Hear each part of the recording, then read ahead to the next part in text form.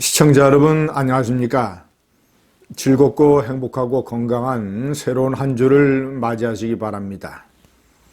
4.15 선거 참패의 충격에서 벗어나지 못한 우파가 혼란과 혼돈 속에서 헤매고 있습니다. 특히 미래통합당은 비대위원장을 어떻게 할 것인가, 앞으로 어떤 체제로 가져갈 것인가, 당의 혁신은 어떻게 할 것인가, 이런 문제를 놓고 갈피를 잡지 못하고 있습니다. 제가 오늘은 왜 미래통합당을 해체해야 된다는 주장이 왜 잘못됐으며 이 당이 어떻게 가야 되는가, 이것에 관한 저의 생각을 정리를 해봤습니다. 국민통합연대라는 조직이 있습니다. 보통 비박, 친이계, 과거 자유한국당에 대해서 비판적인 성향을 가진 일종의 비주류 정치인, 그리고 이 당 밖의 시민사회단체, 이런 원로들이 모여서 만든 그런 조직이었죠. 보수 대통합에 일정 부분 관여를 했습니다. 5명의 공동대표가 있습니다. 김진홍 목사, 송복 연세대학교 명예교수, 작가 이문열, 권영빈 전 중앙일보 사장, 그리고 최병국 변호사,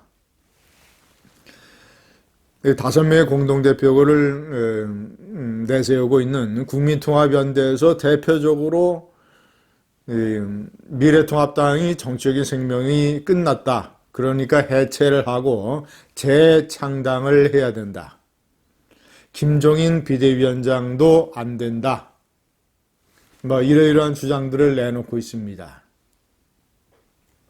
먼저 제가 당을 해체하는 문제에 관해서 좀 말씀드리고자 합니다. 미래통합당은 창당한 지 이제 2달밖에 되지 않았습니다. 지난 2월 17일 창당을 했기 때문에 왜 미래통합당을 만들었느냐?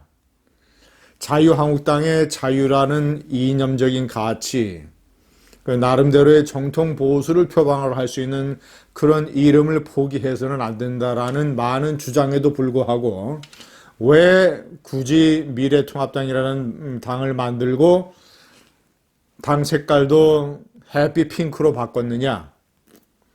당시만 해도 선거를 이기기 위해서는 친박과 비박을 떠나고 모든 차원을 넘어서, 무슨 탄핵의 강을 넘어서 보수가 무조건 통합을 해야 된다라는 여론이 우파 내에서 다수였습니다.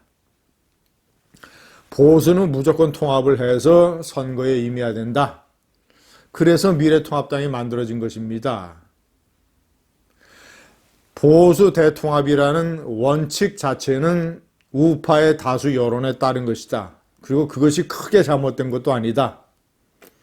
당시 저는 분명하게 주장을 했습니다. 보수 대통합이 불가피한 어떤 시대의 변화라면, 추세라면, 그리고 선거를 위한 최상의 전략이라면 보수 통합을 하되 그 원칙은 예를 들어서 정통 보수 정당 자유한국당을 중심으로 흡수 통합이 돼야 된다. 비유하자면 자유한국당은 현대자동차요, 나머지 바른미래당과 또는 기타 세력들은 삼천리 자전거다. 다 합쳐도 자유한국당, 현대자동차와 삼천리 자전거가 통합을 한다면 어떻게 하겠습니까? 지분을 5대5로 하겠습니까? 아니면 7대3으로 하겠습니까? 아무리 많아봐야 9대1 정도.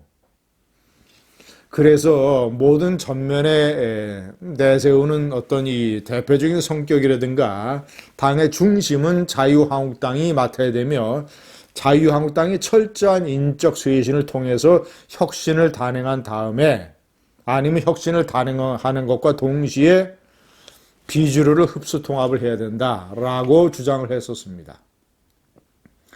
그런데 저의 주장과 달리 통합은 예를 들면 바른미래당 세력 또는 안철수 세력, 유승민 세력, 이런 비주류, 삼천리 자전거 세력이 상당 부분 지분을 차지하고 영향력을 발휘하는 자유한국당에 대해서 비호감을 가지고 있는 친이계 비박계, 김영호 공천관리위원장, 이석연 부위원장, 김세연 전 의원, 이러이런 사람들이 공천관리위원회의 핵심을 장악하고 또 나머지 당의 운영도 예를 들자면 나중에 김종인 선대위원장이 들어온 것이라든가 자유한국당 출신 황교안 대표는 밀려나고 라는 식으로 통합이 그리고 박형준 대표적인 중도실용 친이 비박 자유한국당에 대한 비판파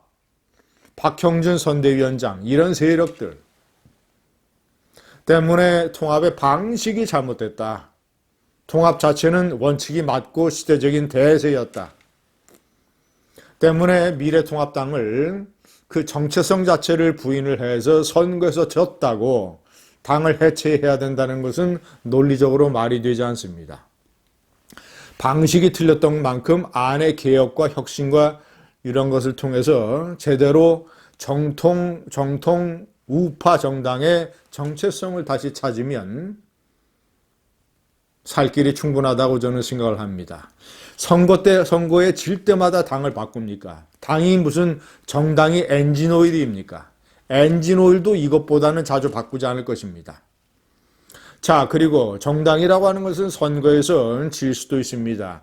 이번에 의석수로는 190대 110으로 통합당만 따지면 103석이죠.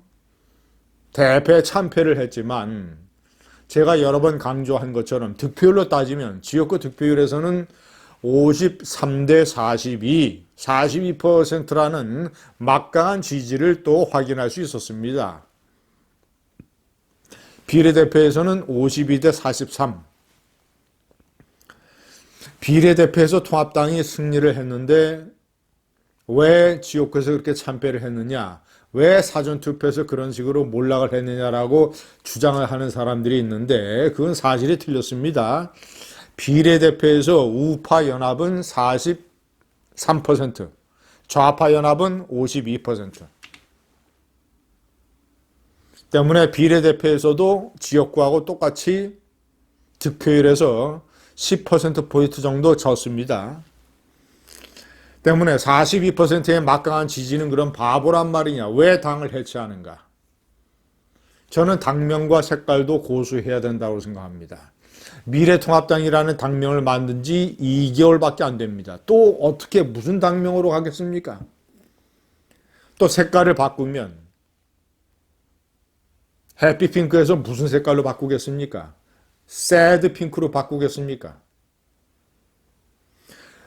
20대, 30대, 40대, 50대 특히 이런 유권자들이 이렇게 표변을 하는 당명과 색깔을 또 바꾸면 이 당을 도대체 어떻게 보겠습니까? 저 당은 줏대도 없고 정말이지 오락가락 갈팡질팡 우왕좌왕 그저 돼지가 립스틱을 고치는 것처럼 어떻게 화장만 조금 고쳐서 돼지가 립스틱을 바른다고 해서 돼지가 달라지느냐?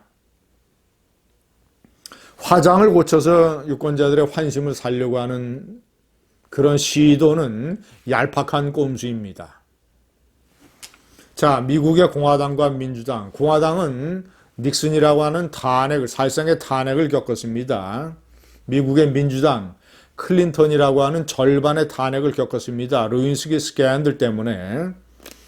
공화당이라는 간판에는 닉슨의 워터게이트 도청의 추악한 흔적이 묻어있고 미국 민주당이라고 하는 간판에는 클린턴의 정액이 묻어 있습니다. 그럼에도 불구하고 미국의 공화당과 민주당은 200년 전후의 역사를 고수하면서 정당 이름을 지키고 있습니다. 일본의 자민당도 마찬가지입니다. 65년의 역사에서 정권을 빼앗긴 적도 있지만 사회당 연합에게 하지만 자민당이라는 이름은 65년을 일본 국민 곁에 지키고 있습니다. 이번에 비대위원장을 저는 결론적으로 김종인 비대위원장밖에 없는가. 그렇지 않아도 20대, 30대, 40대, 50대가 미래통합당을 꼰대당이라고 비판을 하는 시각을 가지고 있는데 왜 80세의 민주당의 선대위원장을 했던 사람, 과거에 박근혜 시절에 또 비대위원장, 부위원장을 했던 사람, 그 사람밖에 이 당을 구할 인재가 없는가? 왜 참신한 당 내든 당 외든 왜 참신한 인물을 비대위원장으로 내세우지 못하는가? 현재 심재철 원내대표가 대표 권한대행을 맡고 있습니다. 심재철 원내대표를 포함한 구 지도부의 몇 명, 그리고 새로운 당선자 세력 103명 중에서 몇 명 중진협의체를 만들어서 의견을 모아서 당 내든 당 밖이든 참신한 인물을 비대위원장으로 내세워야 됩니다. 이상이 제가 생각하는 미래통합당의 혁신 방안입니다. 감사합니다.